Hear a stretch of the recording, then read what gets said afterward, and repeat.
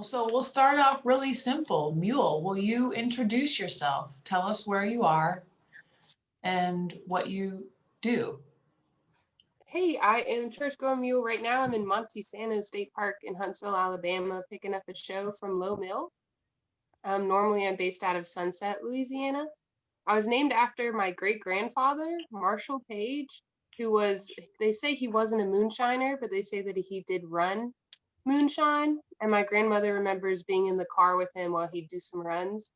And my great uncle, of course, would be with her as well. And they said the reason he did that was in case he got caught, he'd be like, I would never do that with kids in the car. And that's sort of something that helped inspire the story behind the painting, is thinking about his life and thinking about that life back then for moonshiners and during the Prohibition and just living in the mountains and running. So, No, go ahead. what I was going to say, so the mule itself is that one of those real folklore tales that's from that area, or is it an invention? It's an invention. I did the painting after Mary Hamilton Frye's Pegasus painting, which of course is based on a myth as well. And I was looking at that and I wanted to celebrate kind of her work and her painting. And from looking into that and looking into myths, a lot of books and other paintings and everything's kind of inspired in so many ways by Greek and Roman mythology and stories from the Bible, and how it was kind of exploring all of that and seeing what that meant to me, but then also celebrating her painting in my own way. I wanted to put my own spin on it for sure, because it's just beautiful. The wings on that painting were super inspiring, and I saw it and I was just set to work. Nice. I do find wings are fun to paint. They're very, when you really start to analyze a wing, it's a crazy feat of engineering that works.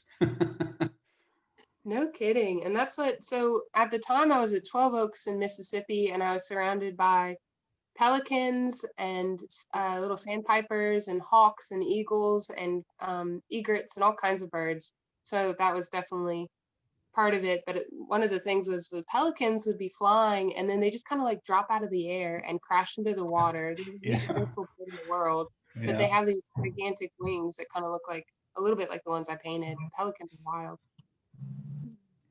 Nice. It's not a very elegant bird, the pelican. Not a little bit. Not even a little.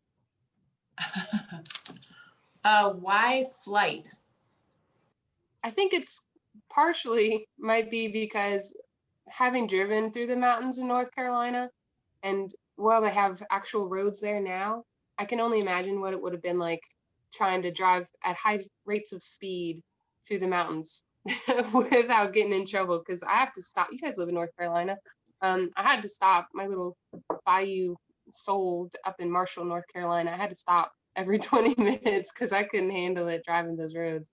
Wow. But so the only way I could really think of escaping all of that is getting picked up, lifted far and above, and just flying and going, traveling over the mountains without any issues at all, with the cops on the ground, just kind of, where'd he go? What happened? Kind of thing. Mm-hmm. Beautiful. So how long have you been painting the mule? Because it seems like you've picked this one theme and just and done so much with just by really zeroing in on one thing. How long have you been doing that? I'm gonna say that I really started doing it when I moved to Louisiana, and my first painting that I sold, I think, was like a yam mule, which is kind of, the yam is like Opelousas, Louisiana's thing, where I was living at the time. And mules were present there, making sugarcane, hauling sugarcane, drilling oil wells, doing timber. They were involved in everything, and that's kind of, once I zeroed in on the mule, more information kept showing up.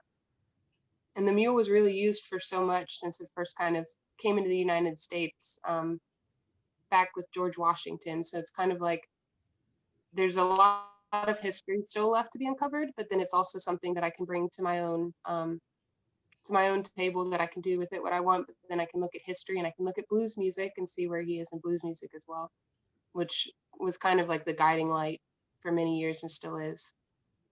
All right, well, let's talk about when you discovered the intersection of the mule and blues.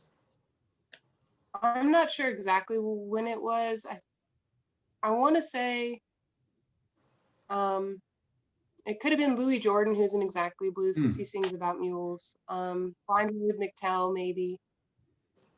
They kind of come up in different ways and quietly, and there's quite a few songs about it. But the main thing that I think about now, and I've done a mural about it, was Taj Mahal had said the blues was born behind a mule, where the pacing of plowing a field is kind of the pacing of blues music. Wow. Yeah, and that's what I was watching a documentary and he said that, and I was like, man, like that, you can't expect where the mule's going to show up and where it's all just going to, the puzzle pieces just keep coming together. Wow. Louis Jordan, just for the record, is one of my all-time favorites. To hear that name is so good, that catalog. Well, Don't You Worry About That Mule, He's Not Going Blind. Yeah. There's that one, but I'll have to think about it some more. That's what I'm listening to today, for sure. So when you paint, do you listen to music? Yes. What do you listen to? And I was listening to y'all's record the other day, which is beautiful. I picked up hints of, to me, it sounded like Mississippi John Hurt, but I don't know if that's really the case. And your song about Richmond, I was so excited. I'm like, we have so much in common. And then I was like, oh, it must be Richmond, Kentucky. But I mostly just listen to blues music. I kind of get in ruts where I just listen to the same people most of the time. Blind Willie McTell, Mississippi Fred McDowell, Memphis Minnie, all the old fellers from before the 60s, really. Who gave you who exposed you to the blues? In a roundabout way, it was Elvis. My great aunt loved Elvis. We'd spend summers at her house in North Carolina in Morganton. She had Elvis phones, Elvis clocks, Elvis records, Elvis photos. She loved Elvis. And when we moved to Little Rock for a little while, when I was younger, we went to Memphis a lot, and my dad got a record of the Sun Records compilations. And long story short, Howlin Wolf's Smokestack Lightning. I mean, sorry, my dog is barking. Oh, Smokestack Lightning. Yeah.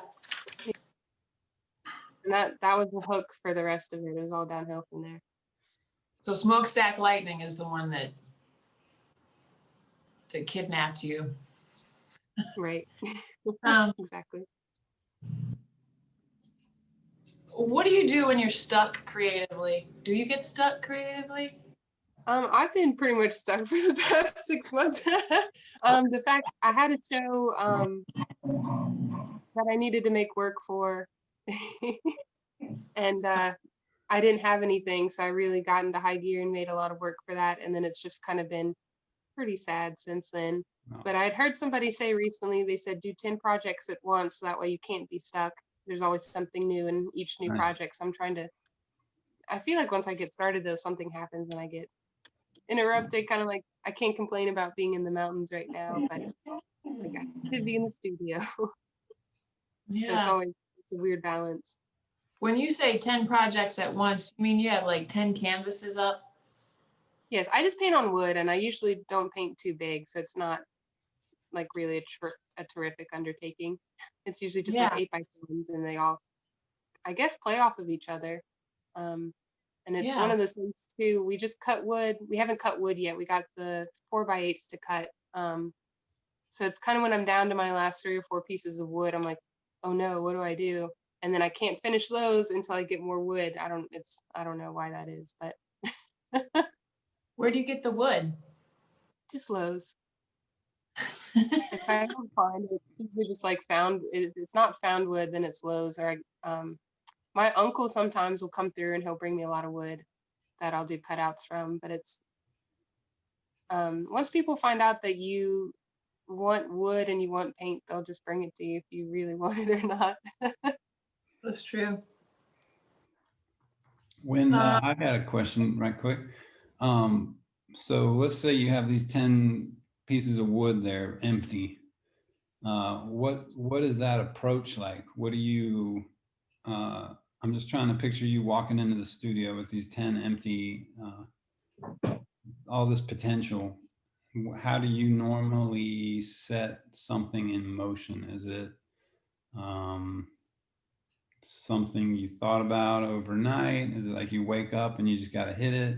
Is it perhaps a song? Is it maybe something from a hike, or, you know, like where does it come from? I think it is definitely a part of all of those things. And sometimes you can tell, or, you know, kind of like the hog painting that you have on Mega Mega Mega by David Childers. Yeah, his son, Robert Childers.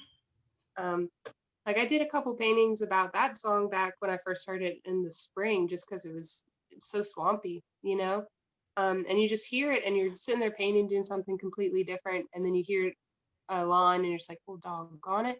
I don't have a choice but to stop and go through thinking about that. Yeah, exactly. But this is a couple pages from like my ideas book.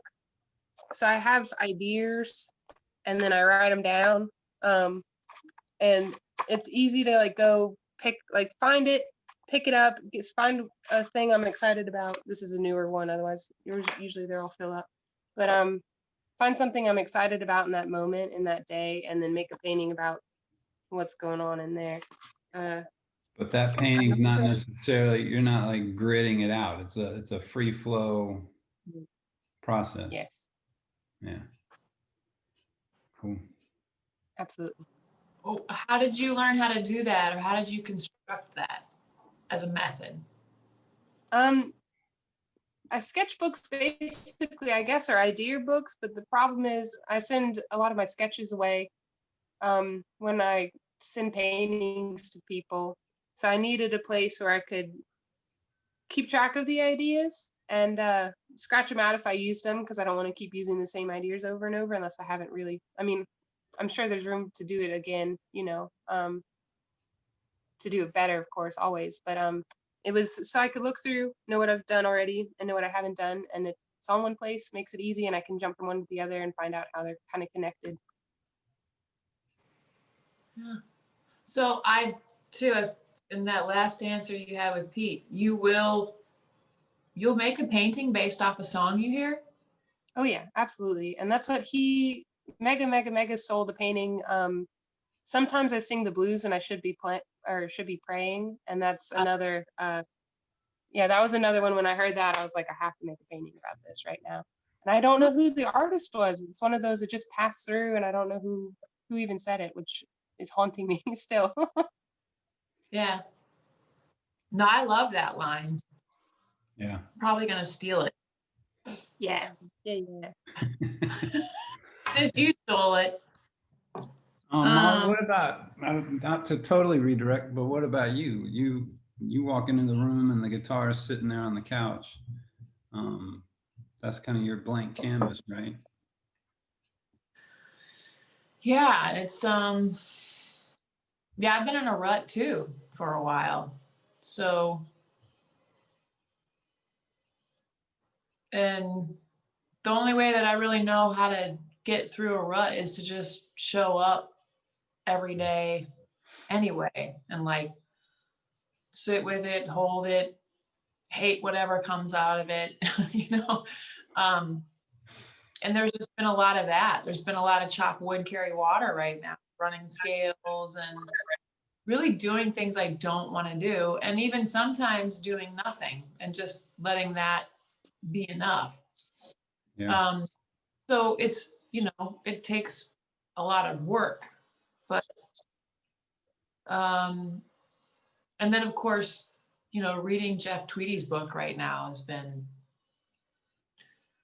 not so much inspiring as it has been practical. Just here are practical things to do every day to write one song.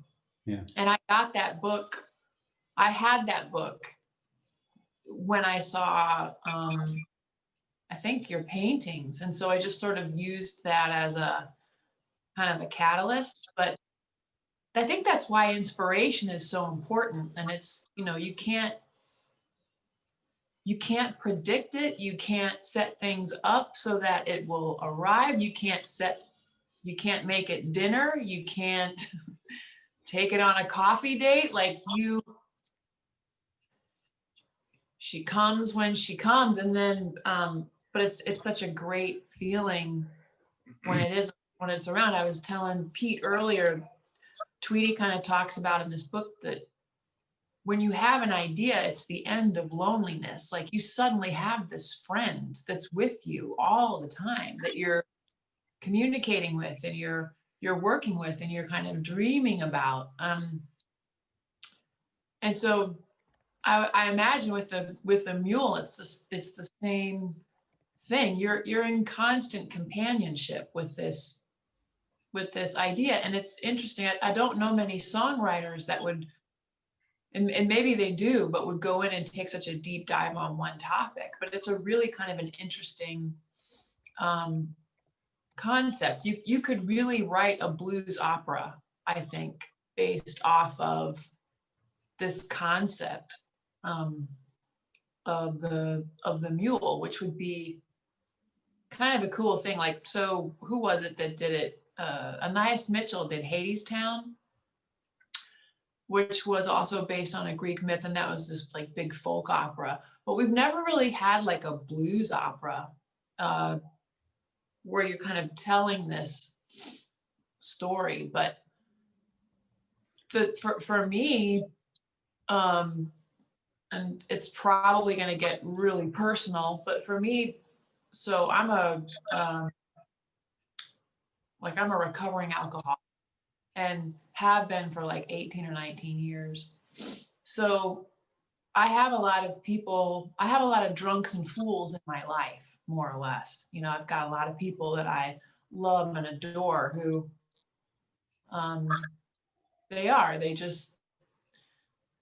they chase moonshine and they chase like a variety of things. And I worry and I fret and I love over them. So when I first kind of encountered the concept of the mule and that this is this entity that watches over, and not that a moonshine runner is a drunk or a fool, but for me, what I took it as is that this mule watches over the people that I worry about and love the most, so that I can get back to the plow, that I can get back to the work that I need to do in my life to plant seeds and to harvest. So like all of these kind of concepts of just let the mule take care, let the mule watch over these people so that I can get back to work, so that I can get back behind the plow. But I too have been fascinated by moonshine tales and myth, and I love the intersection of folklore and journalism, if that makes any sense. So we found a photograph of a woman who had clearly been, it was like an arrest that had been made maybe around Prohibition. And we looked into, I was kind of doing some research about the history of moonshine runners and what they would do. And they used to hire women to ride shotgun with them because you were less likely to be shot at if there was a woman in the car with you. And so we created this whole narrative about this woman and how she kind of got a side hustle, riding shotgun on these moonshine runs. Because it was also, for a lot of women, a lot of people, running moonshine was a way out of poverty, so it was a way to make money and a way to make a living for yourself. So I've got like this very peculiar twist between like respect and also fear over running liquor or anything kind of like that. So for me, it kind of like, it goes right to the heart. And I like to sing songs. I like belligerent kind of gospel sort of things. I like the I like people that say prayers with shaking fists. You know, people that say prayers out of this kind of desperate act, not even knowing if there's even anything that's going to hear them. So creating a mythical character like the mule it's like that perfect, it's that imperfect saint that, you know, that just that kind of stuff just sets my imagination. And in music, for me, because I also love kind of the bluesier, like staple singers, kind of, you know, Wood Brothers, just like booty shaking gospel stuff, you know? Yeah. So it's, to me, it's not surprising. I mean, I would have been surprised if you've been like, yeah, I listen to Journey when I paint, or, you know, I'm really into like Steely Dan when I paint these things. But it's like, to me, I love that the stuff that you paint is also soaked in the era in which it would have come from, and how when I look at your painting, I almost hear that. I hear those echoes. And so for that reason, it's become a muse to me. So yeah. I have this jug cut out that as the song develops or as you get lyrics, if you're comfortable with sharing them, I have the cutout that I was thinking that I could kind of do another response to the song on that, if the jug is appropriate for the song. And if it's not, then I could still do another response to it, but that was just an idea that I had at the moment. Oh, tell me more. What do you mean? Like a moonshine jug, but it's just a wood cutout, so it's probably this big. Was that like two? I don't know. Yeah, it's probably this big by this big, and it's a moonshine jug that I thought you were saying earlier maybe about kind of like painting the painting, and I feel like I could add more narrative elements to the jug in response to the lyrics or in response to the song. So just kind of keep feeding with each other. Oh, this could be such a gorgeous back and forth. Oh, this is exciting. I hadn't even considered that. I mean, I actually hadn't considered that the painter would actually want to paint something original to the song. So that's kind of blowing my mind right now.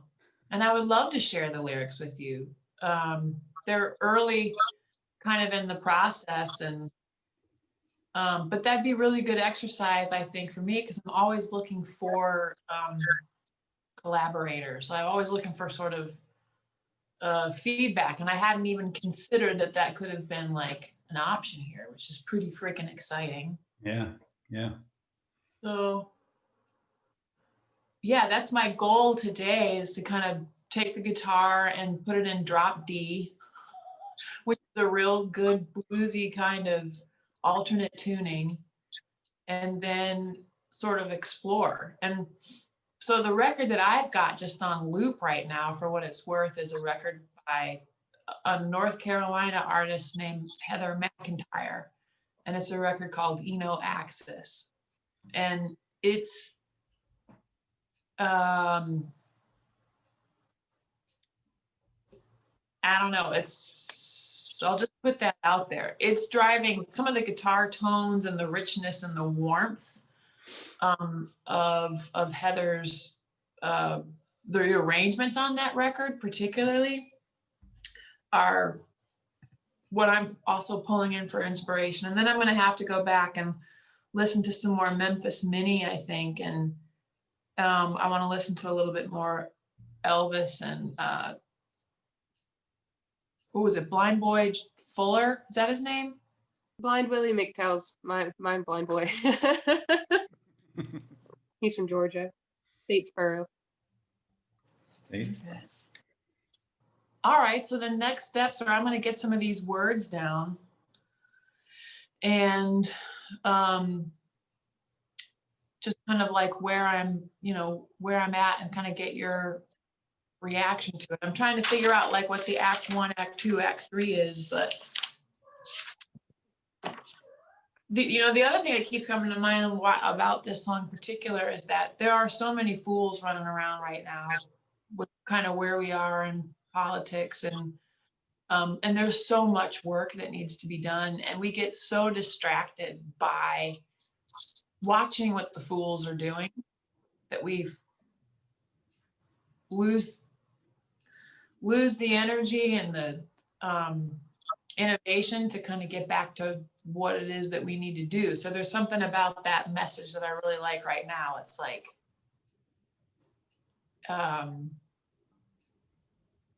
stop worrying and just pick up the plow. It's time to get back to work. Don't get stuck in the mud of grief. Swap the wood for steel. Use the grief and build off of it. Yeah. All right. Okay. You want to get together again in the next week? Yeah. I'm so stoked about this. This is, I feel like a privileged spectator watching what is about to come out of the two of y'all. So I'll have Wi-Fi next time, I promise. You'll have what? Wi-Fi.